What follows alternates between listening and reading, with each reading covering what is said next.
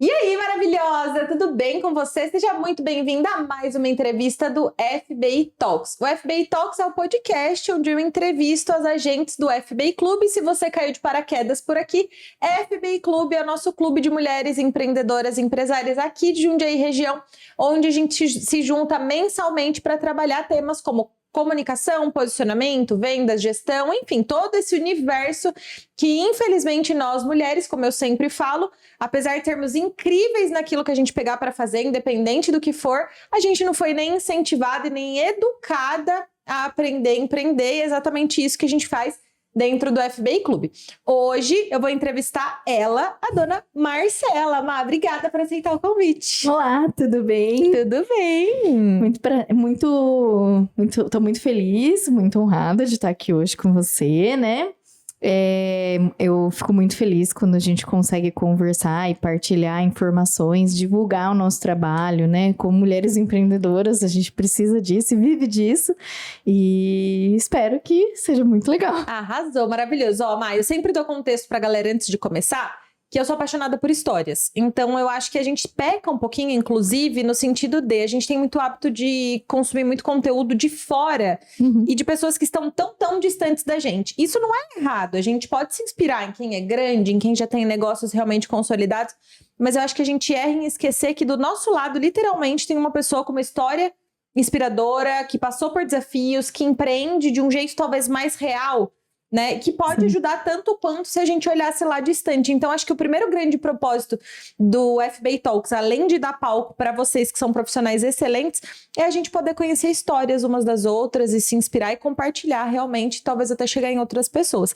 Então, eu queria conhecer a Má, um pouquinho da história da Marcela antes de chegar na fisioterapia e tudo mais. Tá, então, vamos lá, né? Eu sou a Marcela.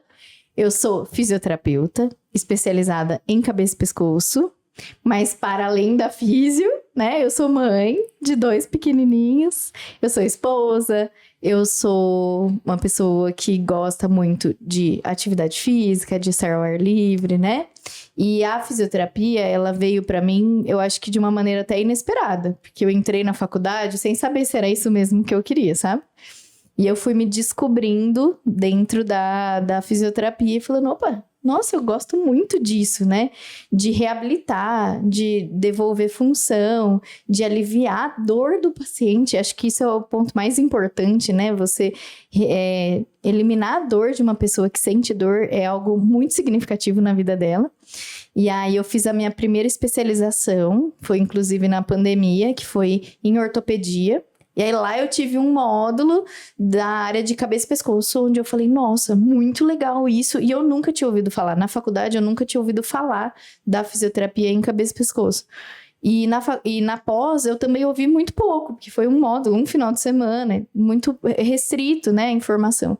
Eu fui pesquisar. E na época eu comecei a fazer cursos, porque ainda não tinha uma especialização específica quando eu me formei.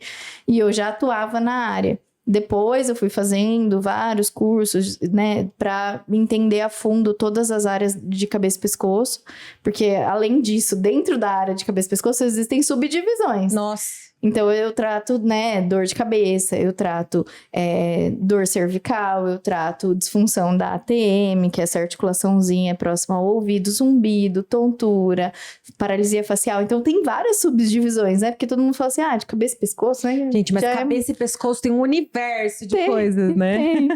E aí foi onde eu consegui, e hoje eu finalizei agora recentemente, esse mês inclusive, minha última especialização, que é em cefaleia, dores de cabeça. Essa sou eu. Nossa, Má, e é um universozinho aí que... Muito importante, eu né? acho que as pessoas não sabem o tanto quanto essa especialização ajuda. Sim. Mas tem, assim, cliente a rodo. Eu acho que seu trabalho, inclusive, enquanto físio, é muito educar. Sim. Que existe um outro lugar de cuidado para além, talvez, do medicamento, talvez... Exato. Né? Exatamente. Por exemplo, a dor de cabeça. Quem não sente dor de cabeça, né? E é difícil, por quê? Porque você ensina o paciente que, por exemplo, mais de 3 vezes de dor de cabeça dentro de um mês não é normal. Começa por aí. Então, esse é o primeiro ponto que eu ensino para ele, que não é normal sentir dor de cabeça tão frequentemente ou tomar medicação para dor de cabeça tantas vezes numa mesma semana. Então, eu educo ele sobre isso e ensino também sobre o que a fisioterapia faz, porque ele acha que a dor de cabeça só é resolvida com medicação. Para algumas dores de cabeça, a gente vai precisar de medicação para controle, às vezes não medicação para crise, mas profilática, por exemplo, mas a fisioterapia entra para conseguir auxiliar a diminuir o uso de medicações para crise, diminuir o número de crises, intensidade da dor, frequência das crises, né? Então, tudo isso a gente faz. E se quiser aproveitar para falar justamente sobre isso, eu acho que é bem curioso, né? Como a fisioterapia atua nessas questões de cabeça. Pessoas que quiser começar falando da dor de cabeça mesmo, acho que é bacana. É até curioso para mim. Na dor de cabeça a gente atua justamente, eu brinco que assim, quando o paciente ele vai lá, eu vou saber da vida inteira dele, né? Eu não vou só entender a dor de cabeça dele, eu entendo a pessoa, né? Então, a gente vai entender os hábitos de vida, a rotina, como é que é o sono, o estresse, né? Qual a função, trabalha muito tempo sentado, porque isso também vai influenciar, né? Então, a primeira coisa é fazer um diagnóstico correto. Porque quanto mais preciso o diagnóstico, mais assertivo vai ser o tratamento. Se ele não tem um diagnóstico, a gente não vai conseguir definir um tratamento que vai realmente gerar um resultado. E aí, a função do nosso tratamento, principalmente lá na clínica, onde a gente faz um tratamento totalmente especializado, né, e aprofundado naquele paciente, é realmente entender a causa da dor, né? Então, qual é o tipo de dor de cabeça que ele tem? Qual o diagnóstico? E tratar as alterações dele. Porque o que o paciente não entende? É que por mais que ele tenha uma enxaqueca, que é a própria doença, né? A enxaqueca é uma doença inflamatória. A gente ainda não entende muito bem, segundo a comprovação científica, a origem da enxaqueca. A gente sabe que acontecem alterações lá no nosso cérebro que desencadeiam a crise. Uhum. Mas existem gatilhos. E para muitos pacientes, o maior gatilho deles é, por exemplo, tensão muscular. Tanto da região da face, quanto da região da cervical, trapézio, escápulas lá no meio das costas. Tudo isso vai desencadear algumas crises para ele. Então, se tem tensão muscular, se tem ponto gatilho, que é um ponto de tensão muscular lá no músculo, que normalmente é aquela dor que pulsa, lateja, irradia, sabe? Então, se tem alterações da cervical, então a gente vai ter que trabalhar a cervical. Se tem disfunção da TM associado, tem que trabalhar, porque tensiona toda a musculatura da face também. Uhum. E aí desencadeia várias crises de enxaqueca, por exemplo. Não só enxaqueca, para quase todas as cefaleias, né, as dores de cabeça, a parte muscular e articular vai influenciar e vai ser um gatilho. E é isso que a gente trata. E o paciente, ele vai direto para você? Ele pode vir direto por você ou ele necessariamente vai passar por um médico, um especialista antes? Ele chega dos dois jeitos. Chega encaminhado pelo neurologista ou pelo bucomaxilo, porque descobriu uma disfunção da TM. Quando chega lá, tem a dor de cabeça junto, então a gente vai tratar o combo, né? Mas ele pode vir direto. Por quê? Porque, primeiro que fisioterapeuta é um profissional de primeiro contato. Então, a gente está habilitado a fazer um bom diagnóstico clínico, né? A gente não faz diagnóstico, por exemplo, da dor de cabeça, mas eu faço um diagnóstico funcional e isso vai auxiliar o neuro a chegar num diagnóstico para ele. Mas a gente é um profissional de primeiro contato, então a gente já vai conseguir trabalhar esse paciente, orientar, educar o paciente, tratar alguns pontos específicos relacionados à fisioterapia, a essa parte funcional, né? E se for necessário, a gente faz o encaminhamento para complementar o tratamento com outro profissional. Por exemplo, no caso da enxaqueca, que às vezes está relacionado à parte metabólica. Então, a mulher que tem crise em período menstrual. Aí, às vezes, a gente vai ter que pensar ali um tratamento junto, né? Conjunto. Mas, na maioria dos casos, a gente consegue ter um ótimo resultado com a fisioterapia. E vocês atuam também em pré, pós-operatório, aquelas cirurgias bem intensas de maxilar, mandíbula? Isso.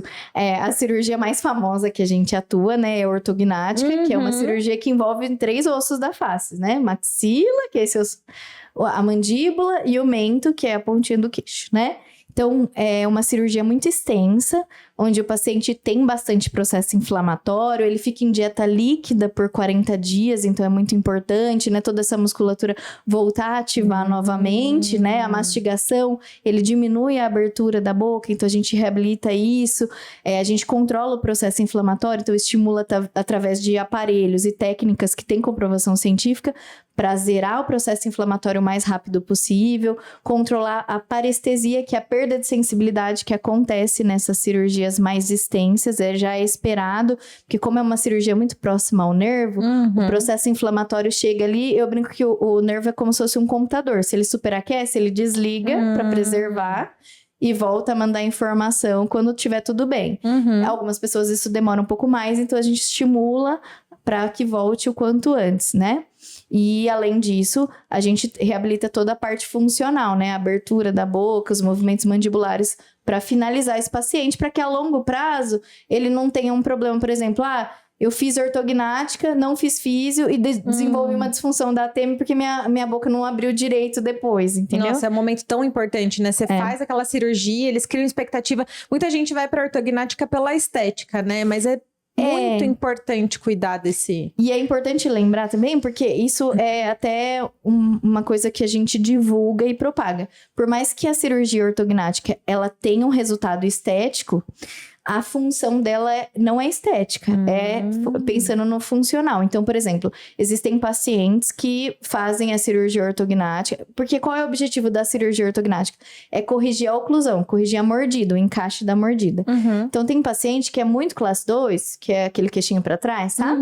E aí ele tem a apneia do sono, então ele ronca, e aí isso vai influenciar, lógico, na qualidade de vida dele, porque a longo prazo ele pode desenvolver alterações metabólicas, alterações vasculares, né?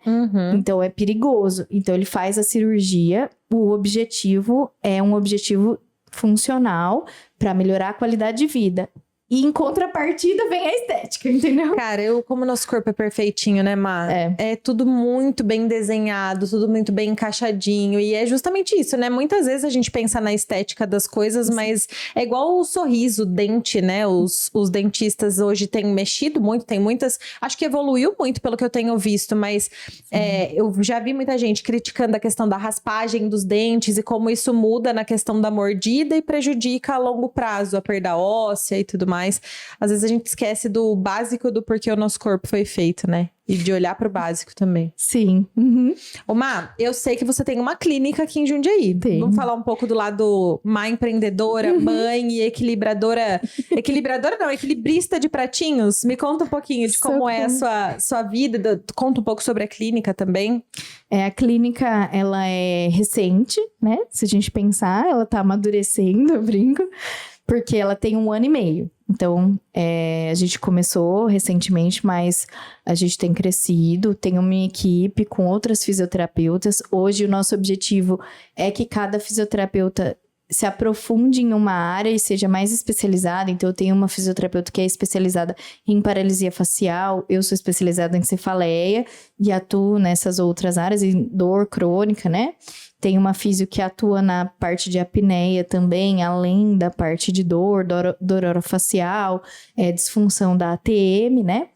E agora, para o próximo ano, a gente entra também com a equipe multidisciplinar, porque entra fono. Por quê? O que a gente percebeu? Por exemplo, disfunção da ATM, né? A gente tem essa articulaçãozinha próxima ao ouvido. Então, disfunção da ATM, ou DTM, né? Que o pessoal abrevia, né? É uma disfunção que pode conter alterações dentro da articulação, que a gente vê, né, verifica no exame, que é a ressonância normalmente, mas podem ter alterações musculares e na maioria dos casos é mista, é um pouquinho dos dois, sabe? Então, quando chega pra gente na físio, o que a gente faz é reabilitar a biomecânica, então melhorar a disfunção. Por quê? Porque o certo seria que as articulações trabalhassem de uma maneira mais equilibrada e harmônica, né? Então, se tem uma restrição de movimento de um lado, vai sofrer uma consequência, né? Então, o que a gente faz é fazer essa harmonia. Além disso, a gente reabilita a parte muscular também, deixa tudo organizadinho.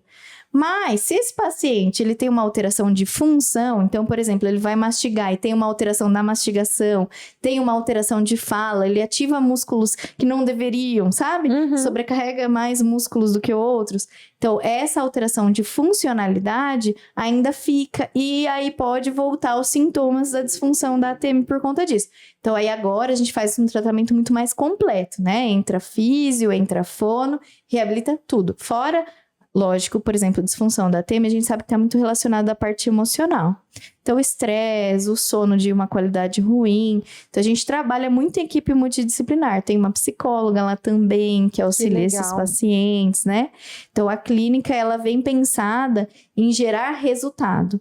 E aí, quando a gente fala de resultado, é trabalhar justamente em equipe multidisciplinar para conseguir atingir todos os pontos necessários para gerar uma reabilitação completa do paciente, que é para que ele faça o tratamento uma vez só, ele não precisa ficar fazendo tratamentos ao longo da vida.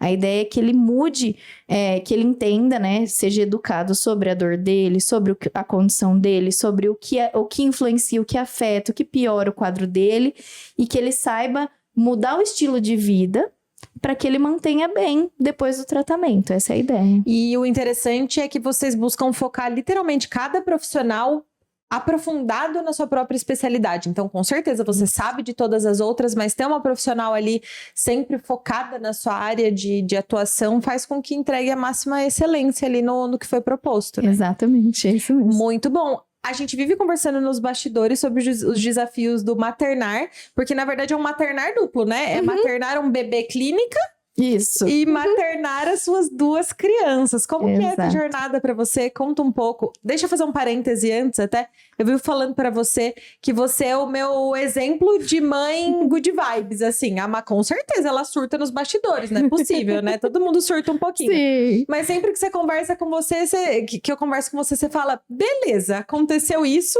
é o que eu tenho para trabalhar aqui na minha rotina, como eu vou me encaixar?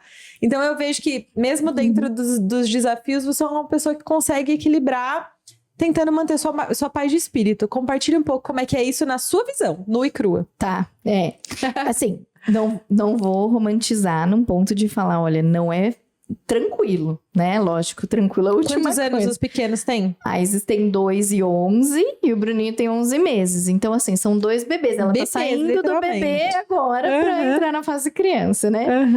Então, é uma fase muito difícil, porque eles têm muita dependência da mãe, principalmente, né? Porque toda criança é a mãe, né? Que eles pedem quando acontece qualquer coisa.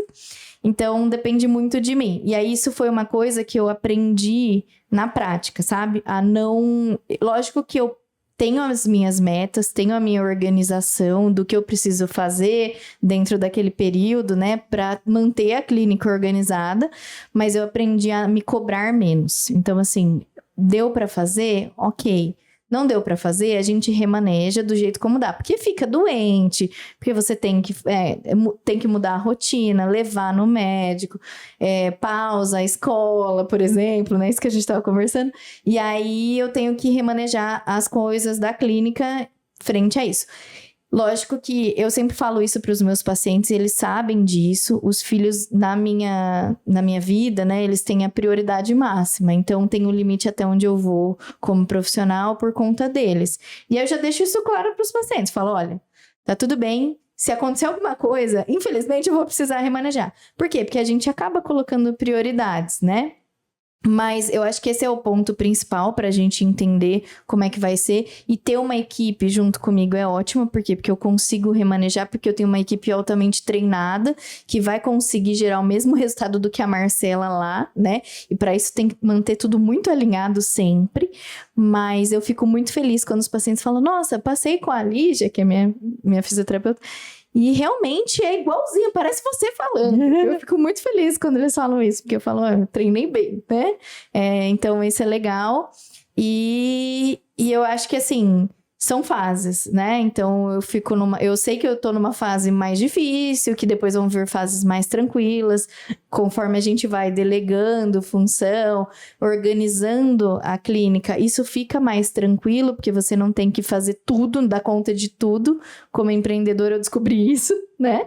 Que a gente não tem que dar conta de tudo e trazer tudo para si, a gente consegue delegar e organizar para distribuir e dar certo, fazer dar certo, né? Ô, Má, eu vejo você como uma pessoa muito madura, assim, das vezes que a gente conversou, eu não lembro, enfim, com quem eu tava, para quem eu trouxe seu exemplo, você, acho que foi para uma mentorada minha que é fisioterapeuta também, ela tá nessa fase de bater porta em porta e se apresentar para as pessoas e rola aquela insegurança e tal, e você já falou N vezes que, tipo, isso não é um problema para você, você construiu grande parte da sua cartela e tudo mais, indo se apresentando para os médicos, para os parceiros, falando e tudo mais. Eu vejo que você é uma mulher que, tipo assim, duas coisas, você tem uma base de organização muito boa, talvez seja uma característica nata sua, mas você também é bem caruda. Bem, tipo, eu sei que eu sou boa no que eu tô fazendo, então eu vou me pôr. Fala pra mim um pouquinho sobre como é isso pra você, se você se percebe assim, e se você enxerga isso como um diferencial mesmo, que te ajuda nesse impulsionamento dos negócios, nesse equilíbrio. Eu acho que sim. Eu falo que... Eu sempre falo isso pro meu marido, inclusive. Falou, olha, eu sei o que eu tô fazendo e sei que vai dar resultado. Por quê? Porque eu tenho como base a comprovação científica. Eu sei que aquilo foi testado, foi validado e funciona. Então, como isso é uma das minhas bases, tanto minha particular quanto da clínica, tudo que a gente entrega para o paciente, a gente sabe que realmente funciona, né? Eu acho que isso é muito importante, porque te deixa seguro de saber que seu tratamento vai realmente funcionar.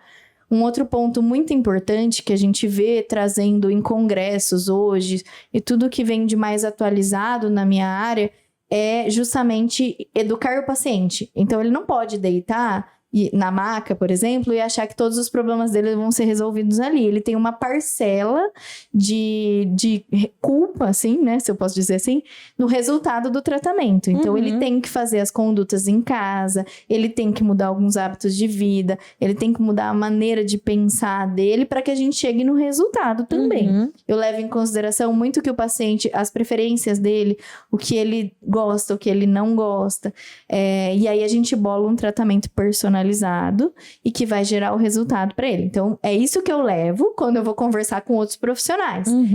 Eu ensino isso a eles, né? Porque, na verdade, assim, como é uma área muito nova dentro da fisioterapia, até para os outros profissionais de outras áreas, seja um dentista, seja um médico, seja um psicólogo, eles não têm tanto esse conhecimento ainda. Então, eu ensino o que eu faço, o resultado que eu posso gerar para o paciente dele e como é que a gente vai fazer isso em conjunto também.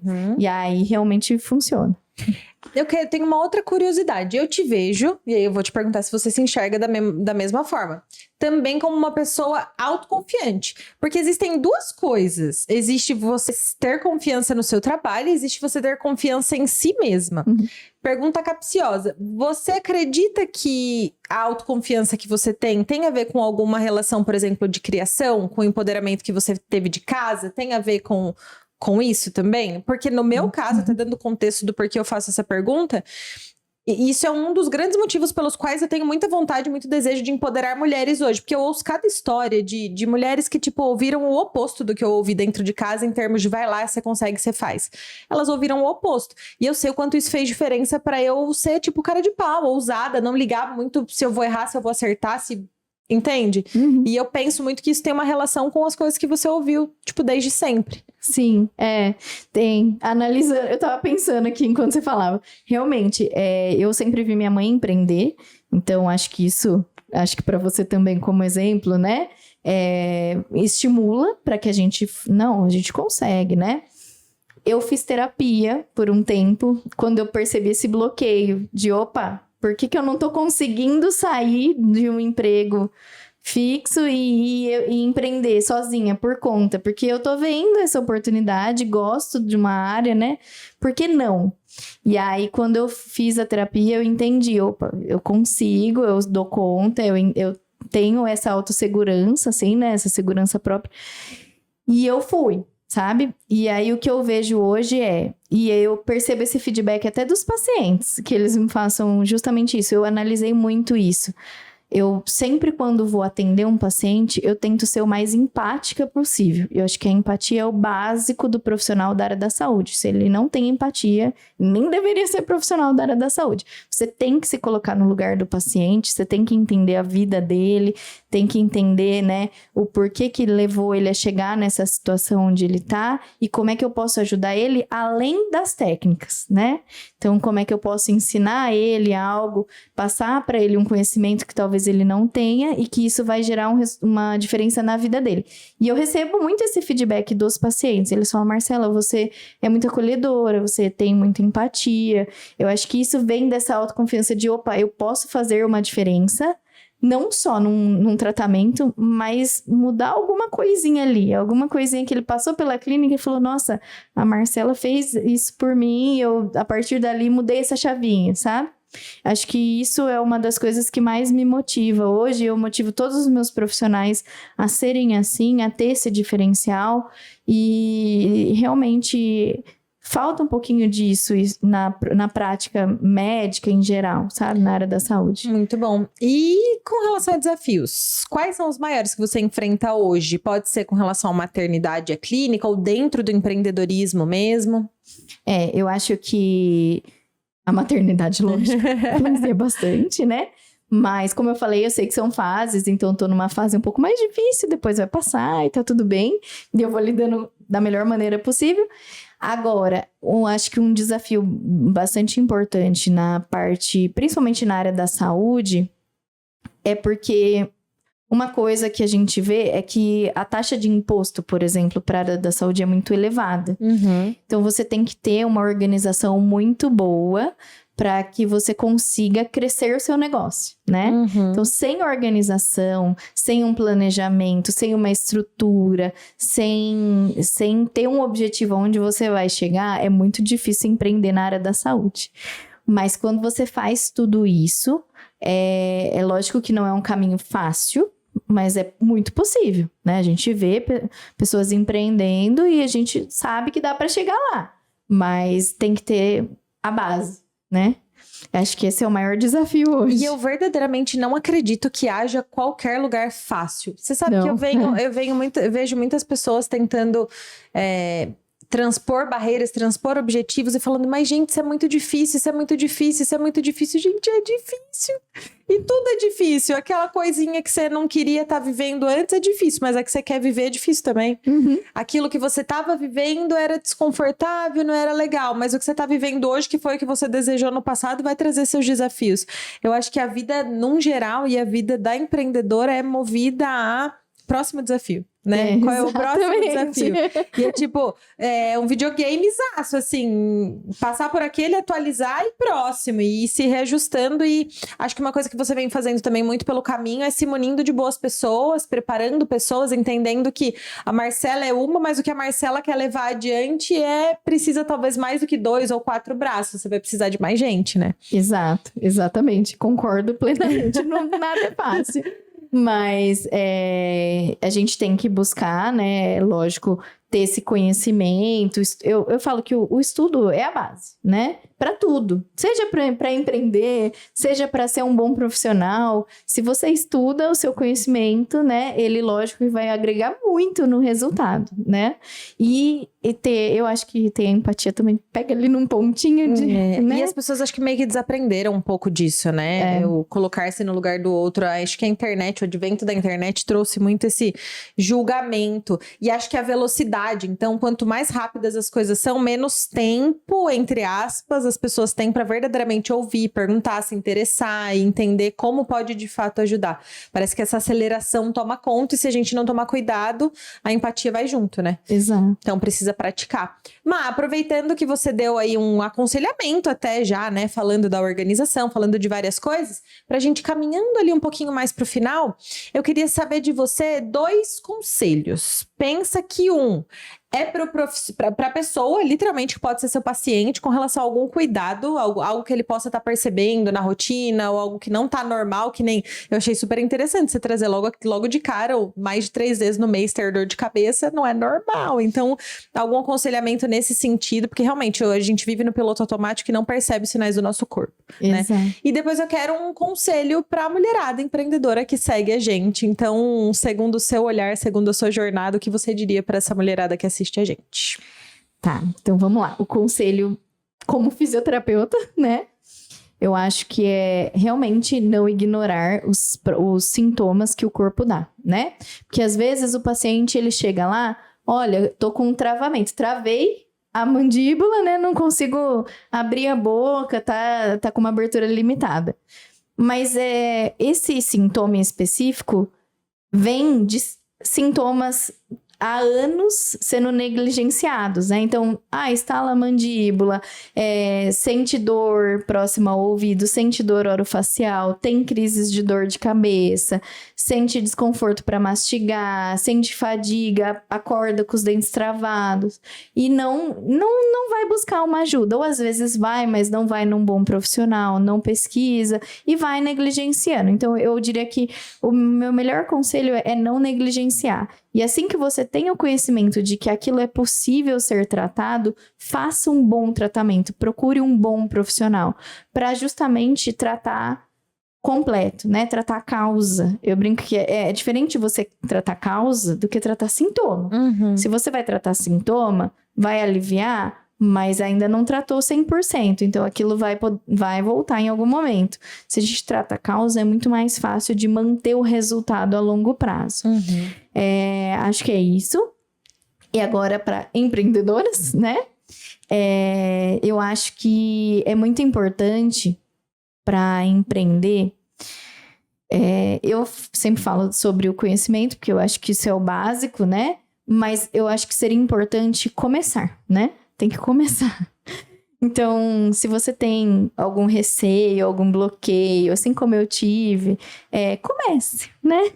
Então, as coisas vão se esclarecendo ao longo do caminho, você vai organizando pontos, sempre tem pontos a ser melhorados, mas precisa começar. Se você não começa, alguém começa por você, fato, né? Então, você precisa começar por algum ponto ali e em algum momento vai acontecer. As coisas vão acontecendo, né? A gente sabe, vão surgindo. Eu trago isso muito pro lado religioso, porque eu sempre falo, Deus vai pondo as coisinhas certas no caminho e que vai tudo se organizando e chegar no resultado. E você vai se mexendo, você vai vendo essas pecinhas que ele vai colocando, né? Se a gente fica parado, a gente não percebe as providências, literalmente, Uma coisa que eu achei muito engraçada, agora que você falou, eu lembrei que o ano passado eu não tinha 2 filhos, né? E eu falava, depois eu faço isso. Agora eu tenho que manter uma organização para ter a mesma produtividade. Então é assim, quanto mais organizado você é, mais produtivo você vai sendo. Por quê? Porque se tá tudo organizado, você vai fazendo e aí sobra um tempo, você faz um pouquinho a mais, né? Eu tenho eu não sei se eu li isso em algum lugar ou se eu ouvi isso em algum lugar, mas tem a técnica de você sempre atuar, no caso, agir, fazer qualquer coisa, facilitando a vida do seu eu do futuro. Então, ainda mais agora que você tem tempo limitado, você agir de forma organizada é facilitar o seu eu de amanhã, porque se você não age da forma organizada, te sobra muito mais coisa. Exatamente. E as coisas saem do eixo, né? Mas eu acho que eu complementaria com uma das coisas que você falou no meio do caminho ali, que tem a ver com a maternidade, mas não se aplica só à maternidade. Eu acho que se aplica a tudo, que eu aprendi a não me cobrar tanto. Porque eu convivo com muitas mulheres, eu sou uma mulher empreendedora, a gente sabe que em alguns lugares a gente fica com um chicotinho, a gente fica ali com uma idealização de algo perfeito e a gente se cobra horrores para chegar ali. E a gente sabe que existem algumas pessoas que até operam bem em níveis de cobrança elevados, mas eu acredito que até certo ponto também. E a verdade é que uma hora a gente espana, não tem como aguentar tanto nível de pressão e a gente é rude. A gente consegue ser mais rude com a gente mesmo do que com qualquer outra pessoa, né? Então talvez não se cobrar tanto seja um bom complemento, né? Exatamente. Eu me cobrava muito mais e produzia menos. Agora eu produzo mais, me cobro menos. Quando der, eu faço. E isso é muito bom, porque torna empreender mais leve. Porque não tem que ser pesado, né? Porque a gente acha assim, nossa, empreender realmente dá muito mais trabalho. Porque você trabalha de final de semana, você trabalha em feriado, mas tem como ser leve, não precisa ser pesado. Eu gosto de trabalhar, né? O pessoal fala, nossa, mas você tá trabalhando sábado à tarde? Mas eu gosto, né? Ô, Mai, até uma curiosidade, eu acho que a gente já falou sobre isso, mas eu me recordo. Você e seu marido trabalham juntos, empreendem juntos na clínica, certo? Sim, ele é meu sócio, Sim. né? E o ano que vem ele entra como fono lá na equipe, né? Ele começa a atender como fono. Então, também tem isso, né? Eu trago a família, que é o pessoal Eu e o ia profissional. perguntar isso. Você considera um desafio ou vocês tocam bem? Eu acho que, como todo sócio, né? Tem que estar muito bem alinhado a maneira como você vai lidar com o seu negócio, como você vai empreender, quais os objetivos e o que você oferece do seu serviço, né? Tem que estar tudo muito bem alinhado. E aí, quando os dois estudam, né? Quando a linha segue a mesma, tem os mesmos objetivos, as mesmas metas, aí é tranquilo, muito tranquilo de levar. E a divisão de papéis, né? Eu perguntei porque eu venho conversando muito sobre isso com o Márcio. A gente empreende juntos também. E aí, a gente conversa também com muitas pessoas que falam, meu Deus, se eu ficar o dia inteiro com meu marido, acho que eu mato, eu não consigo, não sei o quê. A gente se dá muito bem nesse aspecto e eu acho que um dos X maior da questão é justamente isso, definição de papéis. Sim. E comunicação, né? Compartilhar e tudo mais. A divisão de papéis tem que acontecer mesmo. Principalmente com duas crianças, né? Má, obrigada. Eu amei muito o nosso bate-papo. Acho que foi muito relevante. Eu sempre falo que Deus foi muito bom comigo, porque Ele me rodeou de mães e eu tenho a sorte de conhecer mães como você, que para mim são muito inspiradoras. Sempre que eu tenho a oportunidade, eu te falo isso. E eu tenho plena convicção que por mais que eu diga isso, não tira o peso que é maternar, mas sempre que eu converso com você, me traz um tom de leveza, do tipo, tá tudo bem, são fases e a gente vai vivendo junto com isso e a vida é assim. Fico muito feliz de ter, poder ouvir a sua história, de ter me conectado com você e poder aprender, porque quem sabe um dia também terei que administrar 2 pequenininhos ou mais junto com negócios. Eu agradeço, viu, Gabi? É muito bom ouvir esse elogio, né? Porque é justamente o que eu tento trazer, né? E fazer. E é muito legal ouvir isso de uma outra empreendedora também, porque não é fácil, mas a gente consegue lidar, né? E chegar levar da melhor maneira possível. E é muito bom ouvir isso de você, particularmente, né? Pela sua carreira, Legal. Pelo que você oferece para outras mulheres, né? E você tem uma análise muito importante disso, né? Você tem um olhar muito diferenciado, então eu fico muito feliz, muito lisonjeada, né? Arrasou. De ter esses elogios aí. Arrasou, Má. Ó, convida o pessoal para te seguir, depois eu dou os recadinhos finais. Tá, então vamos lá. Meu Instagram é doutora Marcela Padovani. E o Instagram da clínica é Clínica Palato. Arrasou! Não precisa decorar, porque com certeza vai estar tudo aqui na descrição. Se você gostou desse episódio, se você tem uma amiga que empreende, uma amiga que é mãe ou uma mulher que está querendo começar na carreira, nesse episódio com certeza tiveram conselhos valiosos. Se eu fosse você, encaminhava e também aproveitava para se inscrever aqui no canal e aproveitar também para assistir as outras entrevistas. Se você é de Jundiaí região, também fica o convite para conhecer o FBI Clube. Má, mais uma vez, obrigada. Obrigado. Eu que agradeço, né? Na verdade, o convite de estar aqui, né? E poder trazer um pouquinho da minha história, né? De como é empreender na área da saúde, sendo mãe, né? Mas eu agradeço, de verdade. Arrasou. Obrigada, Má. Obrigada a você que assistiu até aqui. Um beijo e até a próxima entrevista. Tchau.